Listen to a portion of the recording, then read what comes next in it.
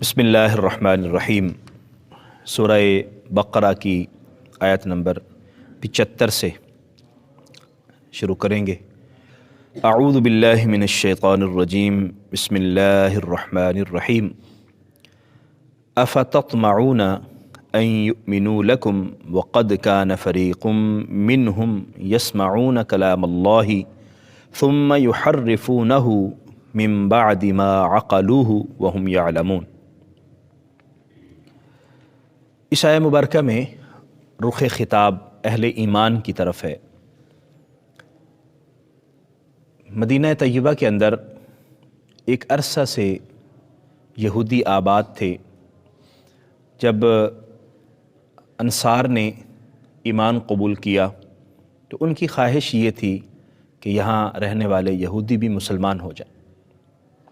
کیونکہ ان سے ان کا تعلق بھی تھا اور دوستی بھی تھی، ہمسائیگی بھی تھی۔ تو اس بنا پر ان کی خواہش یہ تھی کہ یہ بھی مومن ہو جائیں، اور وہ یہ بھی جانتے تھے کہ یہ نبی آخر الزماں کی پہلے بشارتیں دیتے رہے ہیں، اور اب جب نبی کریم صلی اللہ علیہ وآلہ وسلم تشریف لائے تو اب یہ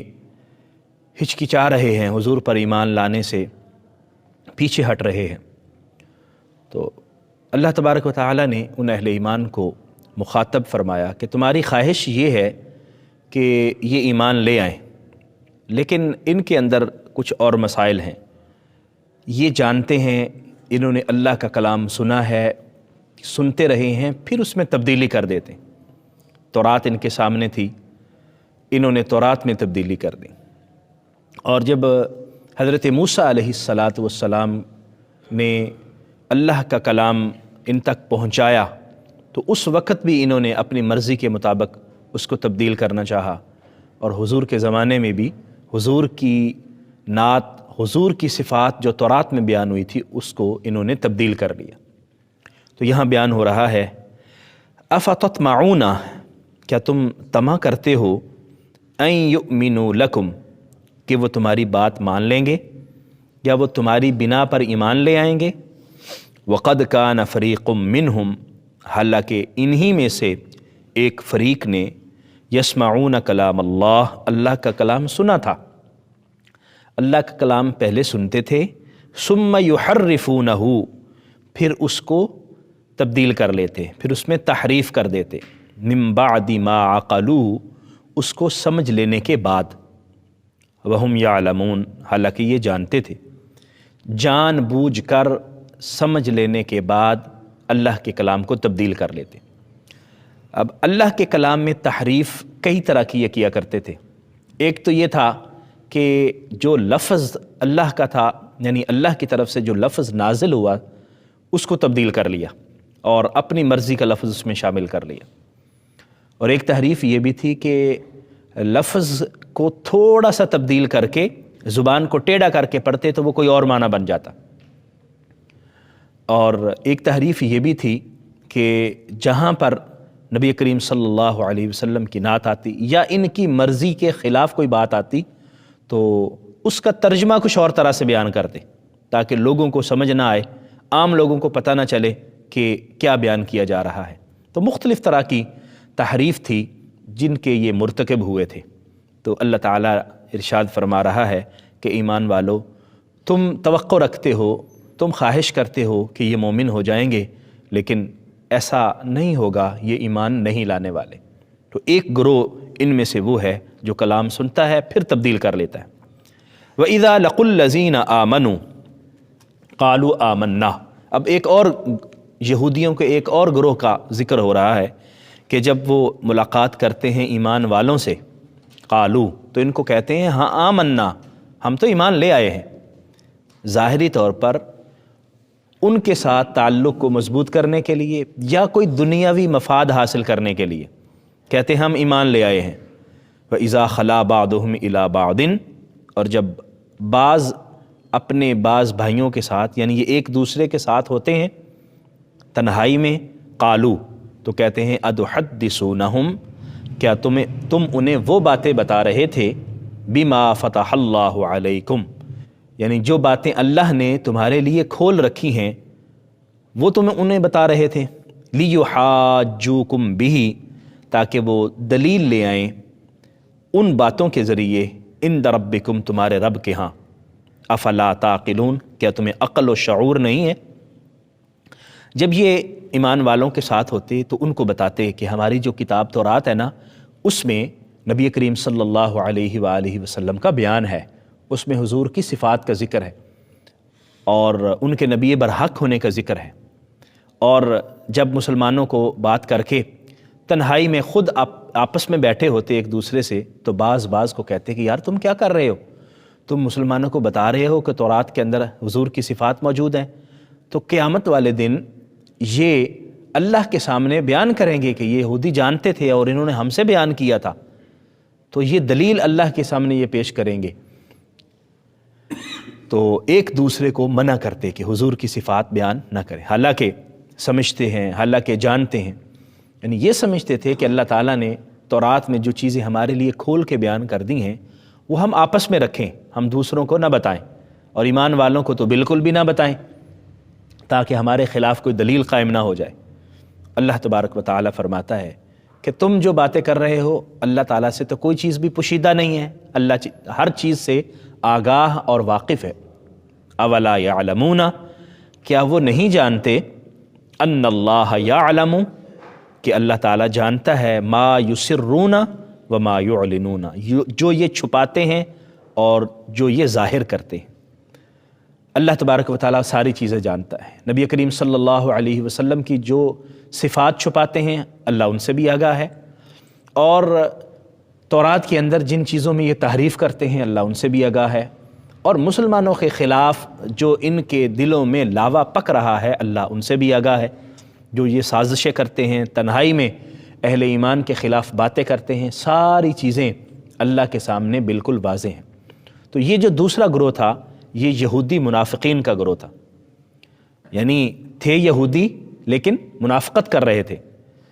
کہ مسلمانوں سے تو کہتے کہ ہم مومن ہیں، ہم ایمان لے آئے ہیں، لیکن حقیقت میں انہوں نے اپنا مذہب نہیں چھوڑا تھا، صرف مسلمانوں سے ظاہری دنیاوی مفاد کے لیے ایسی باتیں کرتے تھے۔ وَمِنْهُمْ أُمِّيُّونَ، اب یہاں تیسرے ان کے گروہ کا ایک ذکر ہو رہا ہے، وَمِنْهُمْ أُمِّيُّونَ، اور بعض تو ان میں سے ان پڑھ ہیں، لا يعلمون الکتاب الا امانیہ، وہ کتاب کو جانتے نہیں ہیں سوائے اپنی خواہشات کے، اپنی آرزوئیں خواہشات کا ان کو علم ہے، اس کے علاوہ انہیں کچھ پتہ نہیں ہے۔ وَإِنْهُمْ إِلَّا يَظُنُّونَ، اور وہ محض گمان سے کام لے رہے ہیں، اور صرف ظن و تخمین ہے جو ان کے پاس ہے، حقیقت ان کے پاس نہیں ہے، علم ان کے پاس نہیں ہے، محض گمان ہے۔ تو پہلے جو گروہ تھے وہ جانتے تھے، وہ تورات کا علم رکھتے تھے، انہیں پتہ تھا، اور وہ جان بوجھ کر علم رکھنے کے باوجود تحریف کر رہے تھے۔ اور یہ جو گروہ ہے ان کو علم نہیں ہے، یہ علم سے بے بہرہ ہیں، بس اپنی مرضی کی چند چیزیں ان کے پاس ہیں، اور اپنی خواہشات کے مطابق جو چیزیں ان کی موافق ہیں بس وہ ان کو علم ہے، اس کے علاوہ علم نہیں ہے۔ فَوَيْلٌ لِّلَّذِينَ يَكْتُبُونَ الْكِتَابَ بِأَيْدِيهِمْ، ہلاکت ہے ان لوگوں کے لیے جو کتاب کو اپنے ہاتھوں سے لکھتے ہیں، ثُمَّ يَقُولُونَ، اور پھر کہہ دیتے ہیں، هَذَا مِنْ عِنْدِ اللَّهِ، یہ اللہ کی طرف سے ہے، لِيَشْتَرُوا بِهِ ثَمَنًا قَلِيلًا، تاکہ وہ اس سے تھوڑی قیمت حاصل کر سکے۔ ویلن، ایک تو اس کا معنی ہلاکت، تباہی، بربادی۔ ویلن حدیث مبارکہ میں آتا ہے کہ جہنم کے اندر ایک وادی بھی ہے۔ قرآن مجید کے اندر مختلف لوگوں کے لیے ویل کا ذکر کیا گیا ہے، ویل لکل ہمزۃ لمزہ، ویل للمطففین الذین اذا اکتالوا علی الناس یستوفون۔ اسی طرح یہاں ان لوگوں کے لیے ویل کا ذکر ہے، یعنی ان کی تباہی ہے، بربادی ہے، ہلاکت ہے، یا جہنم کی جو خاص وادی ویل ہے اللہ تعالیٰ نے ان کے لیے تیار کی ہے۔ یہ کون ہے؟ یکتبون الکتاب بایدیہم، اپنی خواہشات کے مطابق کتاب لکھتے ہیں اور پھر لوگوں کو بتاتے ہیں کہ یہ اللہ کی طرف سے، حالانکہ خود لکھی ہوتی ہے، اللہ کی طرف سے وہ کلام نہیں ہوتا، یا اللہ جل مجدہ الکریم کی کتاب سے وہ نہیں لکھا ہوا ہوتا، اپنی مرضی سے وہ لکھتے ہیں اور اس کو اللہ کی طرف منسوب کر دیتے ہیں۔ مقصد کیا ہے؟ دنیاوی مفاد حاصل کرنا۔ مقصد دنیا کو خوش کر کے اپنے مقاصد کے حصول کے لیے کوشش کرنا۔ فَوَيْلٌ لَّهُم مِّمَّا كَتَبَتْ أَيْدِيهِمْ، پس ہلاکت ہے ان لوگوں کے لیے اس وجہ سے کہ جو ان کے ہاتھوں نے لکھا۔ فَوَيْلٌ لَّهُم مِّمَّا يَكْسِبُونَ، اور ہلاکت ہے ان لوگوں کے لیے اس کمائی سے جس کی بنا پر یہ سارا کام کر رہے ہیں۔ یعنی لکھنا بھی ان کے لیے باعث ہلاکت ہو جائے گا، اور جو کما رہے ہیں وہ بھی باعث ہلاکت ہے کہ دنیا کو حاصل کرنے کے لیے اللہ کے کلام کو تبدیل کر رہے ہیں۔ تو ان آیات مبارکہ میں ہمیں یہ سبق ملا کہ وہ لوگ جن کو اللہ نے اپنی کتاب کا علم عطا فرمایا ہے وہ اس کو من و عن بیان کریں جو واقعتاً اللہ کا کلام ہے، جو وہ سنتے ہیں اس کو حقیقت میں وہی بیان کرے جو ان کو بتایا گیا، جو وہ پڑھتے ہیں اس میں تبدیلی نہ کریں، کیونکہ کسی بھی اہل علم کا جان بوجھ کر اللہ کے کلام کو تبدیل کرنے سے بڑا کوئی گناہ شاید ہی ہو۔ جو اللہ کی رضا ہے، جو اللہ کی مرضی ہے، اللہ کی منشا ہے، جو نبی کریم صلی اللہ علیہ وسلم نے بیان کیا، عالم کو وہی بیان کرنا چاہیے جو اللہ اور اس کے رسول کی تعلیم ہے، اور اپنی مرضی اس میں گھسیڑنے کی کوشش نہیں کرنی چاہیے۔ دوسرا، ان آیات مبارکہ سے ہمیں یہ علم ہوا کہ جو ہم بات ظاہر کریں پوشیدگی میں بھی اس پر قائم رہیں، جو بات ہم کسی دوسرے کے ساتھ کریں بعد میں اس سے منحرف نہ ہو جائیں، قائم رہیں، منافقوں والا طرز عمل نہ کریں کہ جب کسی کے ساتھ ہوں تو اور باتیں کریں اور بعد میں کہیں کہ نہیں میں تو ویسے کہہ رہا تھا۔ یہ یہودیوں کا طرز عمل ہے، منافقین کا طرز عمل ہے، یہ اللہ کو پسند نہیں ہے۔ اور تیسری بات ان آیات مبارکہ سے ہمیں یہ علم ہوا کہ ہم جو بھی عمل کرتے ہیں اللہ تو اس کو جانتا ہے، اللہ سے کوئی چیز پوشیدہ نہیں، اور وہ لوگ جن کو علم نہیں ہے وہ اعتماد کریں ان اہل علم پر جو عالم ہیں اور عامل ہیں، عمل کرنے والے اہل علم ہیں، ان کی بات پر اعتماد کریں، اپنی مرضی سے قرآن و حدیث کے معانی بیان کرنے کی کوشش نہ کریں یا اپنے مرضی کے معانی پہنانے کی کوشش نہ کریں۔ اور آخری بات یہ ہے کہ اگر ہم نے